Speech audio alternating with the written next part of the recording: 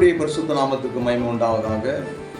பரலோகங்களே, பரலோகத்துக்கு சொந்தக்காரர்களே, இன்று நம்முடைய வாழ்க்கையில சோதனையை குறித்ததான ஒரு சின்ன சிந்தனை.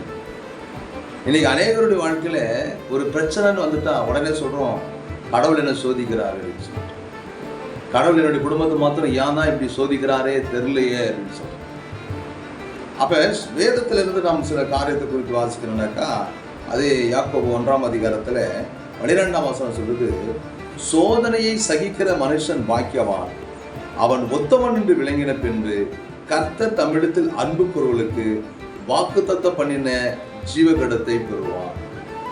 இந்த சோதனையை நாம் ஜெயிக்கணுமா? ஒருவேளை நீ பரிசுத்தமா வாழ்ந்திருக்கிற, ஆண்டவருக்கு உண்மையா இருந்திருக்கிற, தேவனுக்கு பிரியமான காரியத்தை செய்திருக்கிற, தேவனை நீ அதிகமாய் நேசித்திருக்கிற, உன்னுடைய வாழ்க்கையில ஏதோ ஒரு பிரச்சனை உன்னை சந்தித்ததுனாக்கா, ஏதோ ஒரு பிரச்சனைக்குள்ள நம்ம தள்ளப்பட்டிருக்கிறோமானாக்கா, வேதம் தெளிவா சொல்லுகிறது, அந்த சோதனையை சகிக்கிற மனுஷன் அவன் பாக்கியவான் என்று சொல்லு.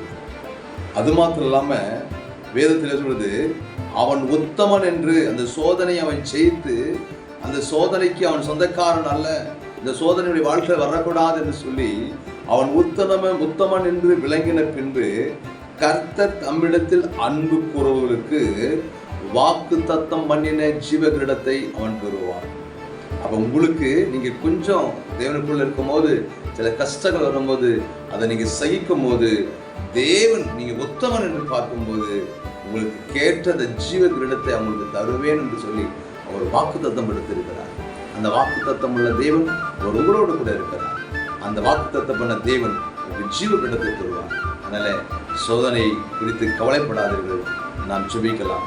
மகா இரக்கமும் கிருபையும் நிறைந்த சர்வ வல்லமுள்ள தேவனே, இன்றைக்கு சோதனையிலே அகப்பட்டிருக்கிற ஜனங்கள் விடுதலை ஆகும்படியாக, அந்த சோதனையை சகிக்கிற மனுஷன் பாக்கியவான் என்று சொல்லப்படுகிறது. அவன் உத்தமன் என்று விளங்கின பிறகு அவன் ஜீவகிரீடத்தை பெறுவான் என்று சொல்லப்படுகிறது.